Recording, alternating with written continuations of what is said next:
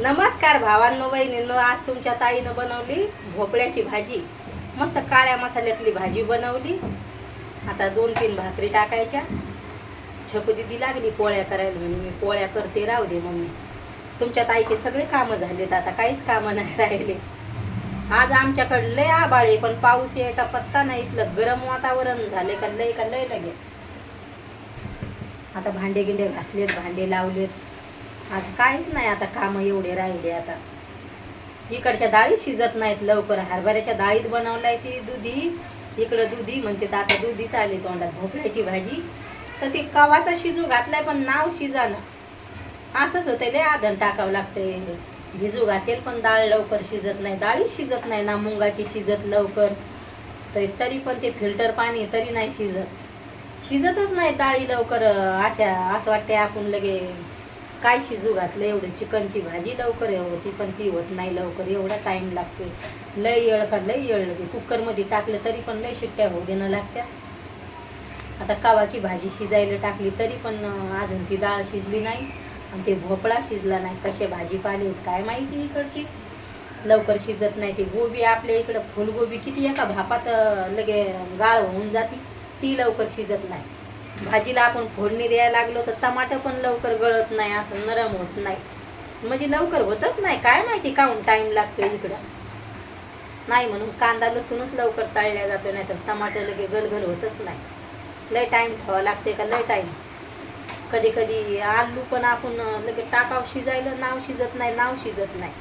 काय माहिती पाणी असं आहे का काय येतं, लवकर शिजत नाही. लय उशीर लागतोय.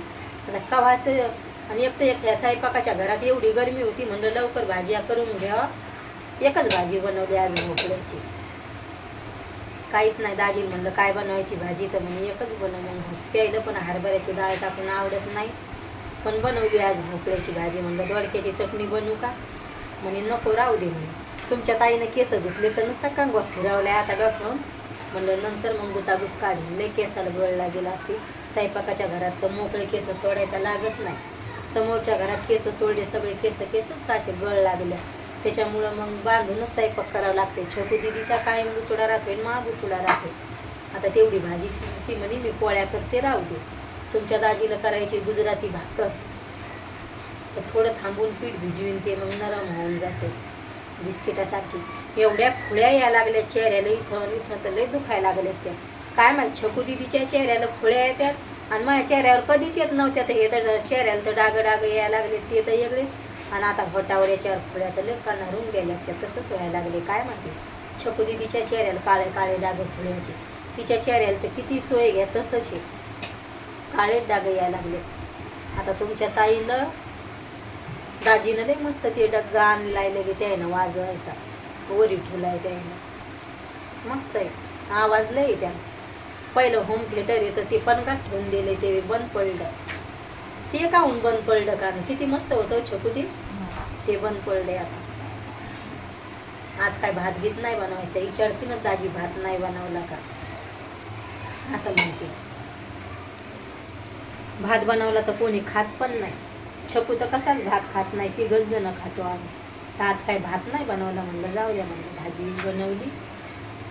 लिंबू ते खराब झालं, लिंब पण आणायची आठवण नाही राहिली. मसाल्याची भाजी असली म्हणजे मग लिंब मागतेतच घरातले, असं होते. तर नाही आणलं आता.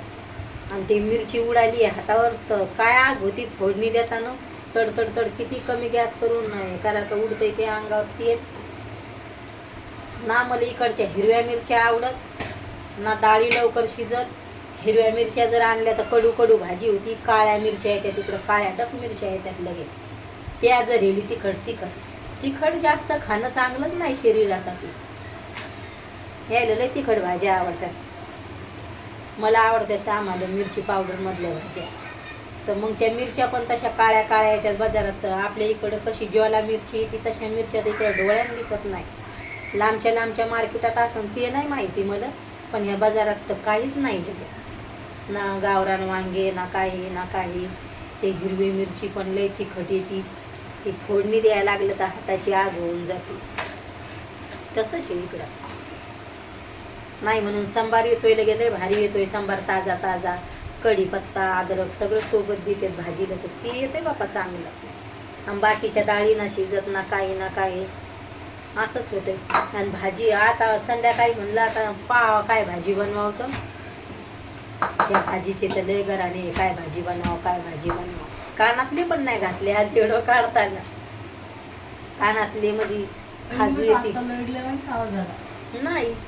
सर्दी झाल्यावर मग आवाज तसा होतोय मला. आज ह्या उन्हाळ्यात अख्ख्या उन्हाळ्यात कूलरच्या हवानं म्हणजे इथली सवय असून तरी पण सकाळी उठलं तर गळा दुखतोय, छकूचा दुखतोय, गळा दुखतोय, काय माहिती काहून दुखतोय. गळेच दुखत्या सकाळी उठल्यावर, असं गळा दुखल्यासारखं होतंय. नंतर बराबर होतोय आणि छकू, म्हणून तसा आवाज होईल होते. सर्दी, गरमीची सर्दी आहे काय माहिती असंच व्हायला लागलं. छकू दिदीच्या चालल्यात पोळ्या, पण म्हणलं तुला नाही घेणार एवढं, तिला नाही आवडत एवढ्या तो यायला, म्हणलं नाही घेणार. पाव दे छकू, त्या भाजीत किती रसा राहिलाय, सांडशील धर ते झाकण.